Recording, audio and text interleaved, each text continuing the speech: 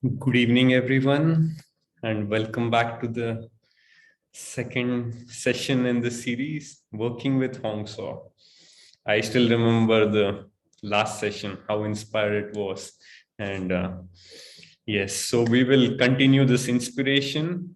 And today we have Brahmachari Vineet with us, who is who is going to also share a surprise with you after I share for a few minutes, and we'll again practice Hong Sau, and then we'll also have a small discussion. You can share your thoughts on how your practice is going. So working with Hong Sau, and I also remember we encouraged you to pick up this practice of Hong Sau, maybe to commit to a practice of 1 hour per day or whatever it suits your temperament, this thing for the next few weeks. So there'll be one more session of working with Hong Sau the coming Saturday. Then afterwards, we'll switch to a different session. So for the next 14 days, in case you haven't already started, please try to commit for continuous regular Hong Sau, or if you're committed, keep going strong. So, and in today's session of working with Hong Sau, I was thinking, so I'm going to share with you all a story. So this story is about Hong Sau and how important the concentration is. So, like all stories go, once upon a time, there was this kingdom. There was a big, huge hill. I don't know. We stayed in Khandala. I remember these forts on these hills. So this kingdom had a huge fort on this hill. And on this fort was this castle, all these kingdoms, some treasures kept, and where his king used to rest during the summers and during some parts of his campaign. But this hill was a pillar of strength, and he was a very noble king. And in his and he had a very stable kingdom, like not too many wars during his period. So people were more happy. There's also many religious activities that used to go on, many functions. And there's also something like or similar to a Republic Day, where he used to showcase his strength. And he had a special elephant. This elephant was like one of the main attractions during that time. And this elephant also stayed up in this fort. So all the people loved it. So all from all across his kingdom, they used to come to watch it on this particular day. So now we are not going to focus on that particular day in the story, but we are going to focus on what he used to do on the remaining days when he was not crowded by people. So he had his own, this thing, a place for him to sit, rest, and well fed. A mahot, this thing, a person, elephant caregiver who was there with him. As you all might know, elephant caregivers, almost like when they're very young in their age, they also start this friendship with elephants, and it goes on for a long time, these elephant caregivers. So what happened, this elephant caregiver is there, and there is also this kingdom is here, and this fort village, the mountain hilltop. Then from there, the elephant used to walk down. There was a village in between, and there was this pond. The favorite part of elephant's day was going to this pond to take a shower there. So he used to enjoy this session so much. So each day, its routine was almost around just before the noon. The elephant caretaker and this elephant used to walk down. They used to come through this village and go to this pond. So this was this thing. So all the kids used to like it. And but there was one small situation that came up. This elephant was also a little naughty. So as it started to grow, it also started to do some naughty things on the way. There was all these shops in the villages. So on the way, it used to pull out some bananas from here, throw it away, or put something. It used to create some small havoc. It was not too regular, but still people of the village started noticing it. Why is he doing this? Why can't he behave himself? So now all these people were scratching their heads.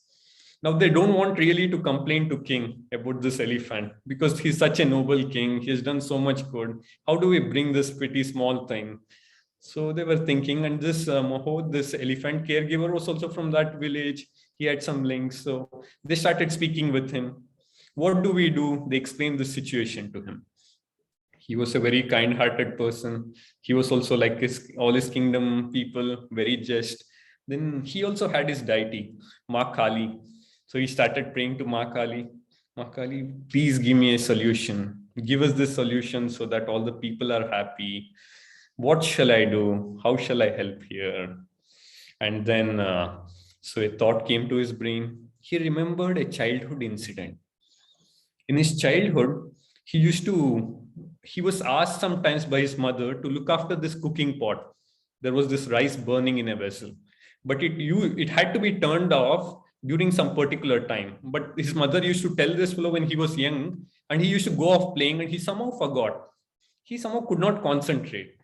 So then after his mother then thought, then she gave him a sand glass. I think you might remember the sand glass is this in which sand takes some particular time for it to come down from up to down. So she said, she gave it to him during his childhood and said, hold on to it. Wherever you go, just keep looking at it. Even if your concentration goes, you have to do this, look at it. When the sand finishes, you have to come and turn off the fire. And then that worked for him. So now he remembered why did this thought come to me when I started praying to Divine Mother? Then he thought, elephant likes little bit of the sandalwood somehow. This one particularly, it had some fragrance, the sandalwood, and this branch was there. So elephant used to play with it. So he thought, as soon as the elephant comes down into village, what he did was he handed over this wood piece, this branch to elephant. What it did, it took in its trunk and it kept holding it. So until the pond, it kept holding it. It just walked there. Then it took its bath. Then once again, he gave this branch. Then it came back. So it started happening, and elephant did not create any havoc. So just by giving this branch for him to hold, all its concentration was on this somehow. It somehow stopped doing all these reckless or naughty things on the way, and all the people in the village started feeling happy. So the moral of the story, again, I'm bringing back to the point of a discussion. Working with Hong Sau is our series, and how much concentration is very important for us to go dive deep in meditation. And Hong Sau mantra is also like that tool for us. When we hold on to it, we'll be able to dive deeper in this meditation. And now I'll request Brahmachari Vineet to now also share. Thank you, Premdas, and hello, everyone. It's so nice to see some of your faces, and it's so nice to see some of your names, whose faces I cannot see. And thank you, Premdas, for sharing that beautiful story. And he was mentioning about this stick or whatever the elephant had, and of course, that is, Hong Sau for us. But I just wanted to emphasize, and today we are going to have fun with this particular aspect of the Hong Sau technique, which we will practice very briefly together. Is oftentimes, we've heard acharyas teach or anyone from whom we've learned the Hong Sau technique. We are told this, and sometimes even passingly, that you can use your index finger to bring it gently in when you're inhaling and gently out when you're exhaling. And not much significance is given to it sometimes in our minds. I don't say it's not given much significance when it's taught, but it's like, oh, Hong Sau, the technique is called Hong Sau. It's not called index finger in and index finger out. So we're like, shoo, it's okay, fine. I can control my mind. But it's very helpful on many levels because the mind is so subtle that sometimes a physical component is extremely helpful as we move forward. But there is a much deeper aspect also to using this finger going in and going out. And I thought we can listen to this little talk of Swamiji. It's an excerpt from a larger talk, and it's 5 minutes long, where he's talking about the deeper aspect of this Hong Sau technique. And let's hear this out, and we'll straight away then apply this and practice the Hong Sau technique for a few minutes. So I would request Rajas to play this audio file, and you can all listen to it inwardly to this recording of Swamiji.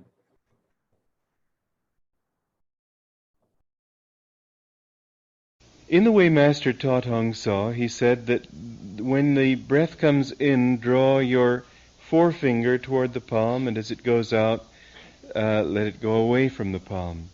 And he said that the reason for this is to differentiate between the incoming and the outgoing breath. And I just never could understand why he would do it in the first place, because it seemed perfectly easy to concentrate without it, and secondly, why he would say to differentiate between one and the other when it seems perfectly clear which is what's happening. When, if you're breathing, it's not that hard to know whether you're breathing in or out. And I thought, well, maybe it was a matter of concentrating, helping your mind to be concentrated on the breath. And I suggested this even to Mrinalini, whom Master gave the job of revising the lessons. And she thought about it because she didn't understand either. But she said, no, let's do it the way he said, even if we don't understand. And so she stuck with that. And I appreciated her doing that, but I still didn't understand. But gradually things began to fall into place. The forefinger is the ego. That's why when you point like this, it's a very sort of an ego imposition when you point or shake your finger at somebody. In palmistry, the forefinger represents the ego.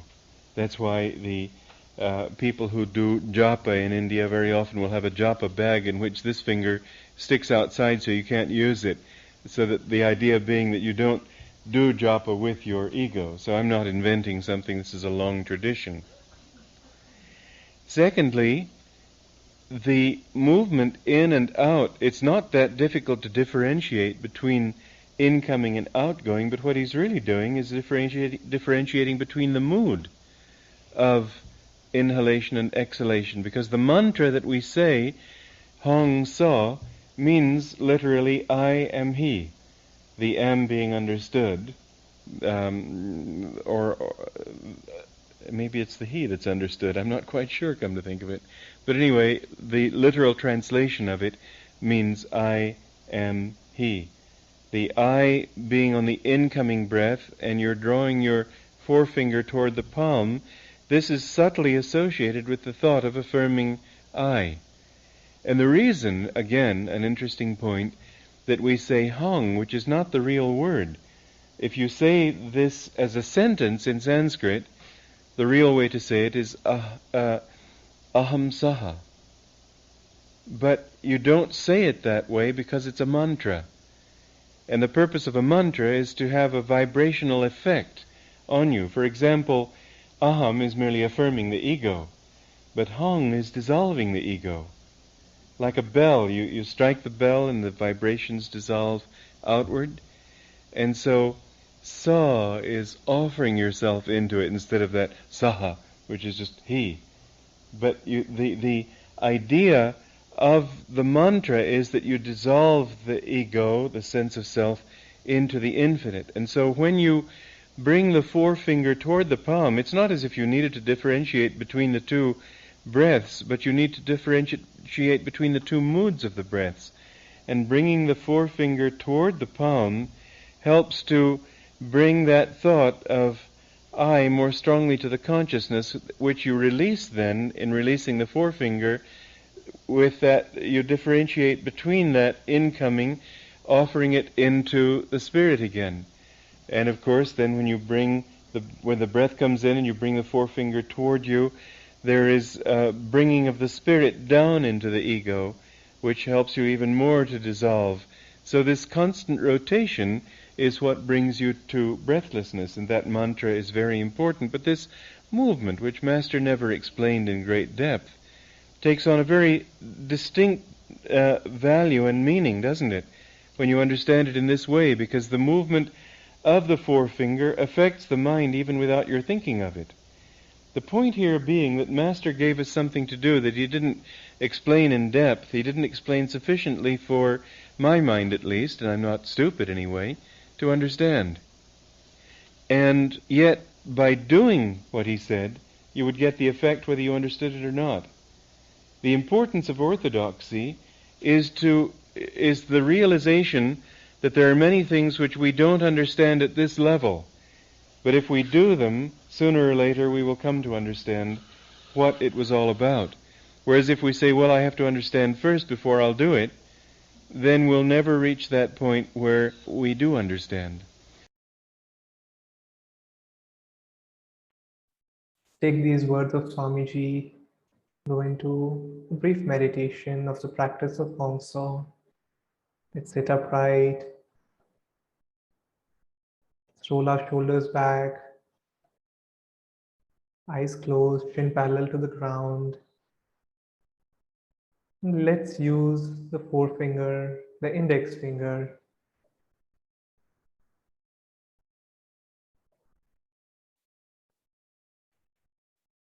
Meditate. Practice the Hong Sau technique for about 5 to 6 minutes. And if the mind wanders, gently bring it back.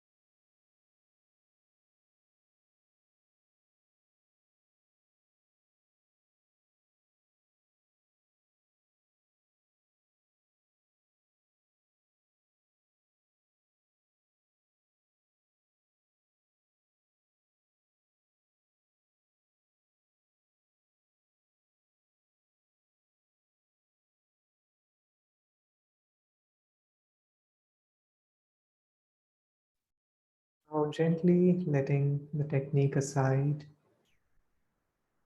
let's enjoy the peace and calmness, the after effects of the technique for the next minute or two.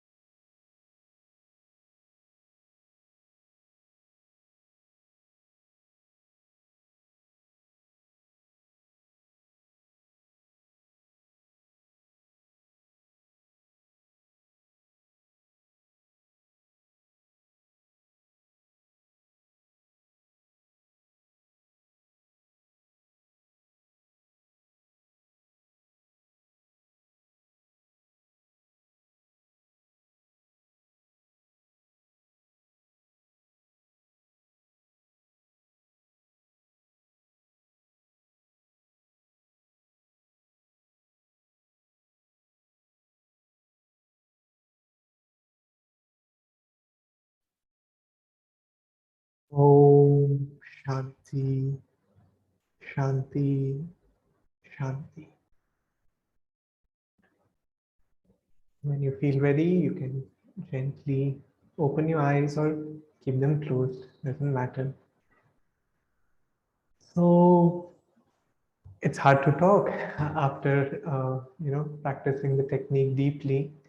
But just a few minutes we all practice together, and we see that even though there are thoughts which come and go, there is greater and greater control over those thoughts, and they stop bothering us as much as they do when we start with. Oh, by the way, I was really messing up with the forefinger, index finger in my brain. I'm talking about the pointing finger to make it much more easier. But I just wanted to emphasize, because when we started with these series, I was thinking Hong Sau, well, we have learned Hong Sau, we have even taught Hong Sau enough number of times. Uh, what could be there in it? But this is the beauty of our paths. Like Master said, that we go on to achieve endlessness. So just coming back again, a couple of points about the Hong Sau technique, and I wanted to read something from Swami Bharat's book, Om, the Melody of Love, where he writes why Hong Sau works. And I wanted to read a little paragraph and share a little around that. He says, if you find yourself struggling with unruly thoughts during your Hong Sau practice, know that every time you bring your attention back to the technique, you are helping to free your soul of its identification with the breath and the body. At the same time, you are strengthening your ability to concentrate. Concentration is like a muscle. The more you exercise it, the stronger it becomes. And a fun story came to my mind, and I'll probably end with this.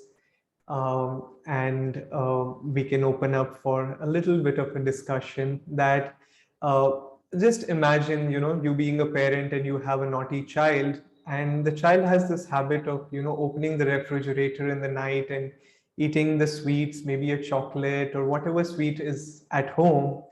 And every time you ask him in the morning, the child is like, no, no, no, I swear I did not eat it. Someone else must have come. And you keep asking, and the child is like, no, I did not eat it.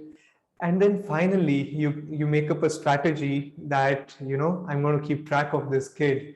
And then you catch the child wakes up, he opens the refrigerator, and you catch him at that very moment. What is your first reaction mentally? Aha! And I think that should be our attitude when we catch our mind, which has gone away too far, that, oh no, my mind went too far, instead of saying, oh no, not again. I have such a restless mind. It should rather be, aha, one more time. I caught this thief and I could bring it back. I caught it red-handed and I can bring it back to attention, to concentration. And that way, instead of being heavy and hard on ourselves, we can make it a little game of sorts, you might say. So anyways, it was such a joy sharing with all of you. And I would really like to, open up if anyone had any thought, comments, or even Premdas, if you wanted to add anything, please do. So, yeah, for sure. I think if we take two things today, this aha moment and this finger thing, let's take it back and let's strengthen this practice. Yeah. And Preeti ji, would you like to share something? Maybe only for a few minutes. Yeah. No, I'm so appreciative because I have never done this except when, we have been guided to do it, while we were doing our MDT and stuff. I've never done it. I've never really understood and whatever, but this was so beautiful. And if you could share that audio file with us, I mean, I just would love to go through it again. Sure. And so that, even when we share, thank you so much. Thank you. Thank you. And to hear it directly from Swamiji, that was quite something for all of us, I think. So yeah, and I've personally found the more, like, it's not just once, but like even today I heard it twice, once before the class, once during the class. And I thought, wow, I still have more to dig deeper into with every word which Swamiji is saying. So I was telling this to a friend of mine that oftentimes we say we know, but that's a trap on the spiritual path. We don't always quite know, and there's always more to go deeper with whatever we have. Something as simple as Hong Sau, there's so much power in it. So yeah, someone raised their hand, KB Parashar. So yeah, hi Swamiji, good evening. Hi. I wanted to a basic doubt when we're doing this Hong Sau. Are we talking about only Hong Sau of the breath, which we take from the nostril to the third eye, or are we also doing it for the spine? For both. This finger practice. You could do it for both. That's fine. Okay. Yeah, yeah, because Swamiji doesn't quite mention one way or the other, and it's Hong Sau. So I think we are safe to do it both times. It's fine. Yeah. Okay. Thank you. Yeah. And one last question, probably before we get into healing prayers. Manasi, if I pronounced your name right. Yeah. Yeah. Hi, good evening, and thank you for such a wonderful session. I'm Manasi Mishra from Bhubaneswar. My question is, I learned this about the forefinger just now. I was not aware of it, but I would say that I'm pretty new also to this path. My question is, during the technique of meditation, we are taught that the palms should be upraised at the junction between the thigh and the abdomen. Now we bring in the forefinger during Hong and take out the forefinger during Sau while the palm is at that place. Is it? That is very true. That is very true. Yeah. Okay. Okay. Yeah. Thank you so much. Okay, great. Thank you. Premdas, over to you. You can. Yeah, thank you, friends, again for supporting this, and we all are in this together. So keep up with your practice, and we'll keep continuing next Saturday again. Yamalji will be here with us. And